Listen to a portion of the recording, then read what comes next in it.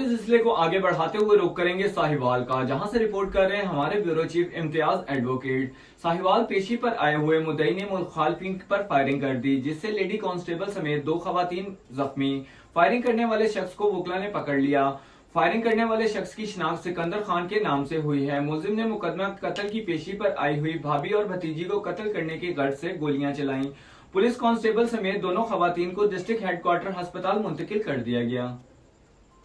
लोच advocate district court Sahiwal अज जो वाक़ होया है मुलजम ने वकला ने पकड़ के दिता है। इंतहाई शर्मनाक बात है कि पुलिस खामोश तमाशाई बन के खड़े रहे ने। कोई सिक्योरिटी डिस्ट्रिक्ट कोर्ट की सिक्योरिटी कोई बंदा नज़र नहीं आया।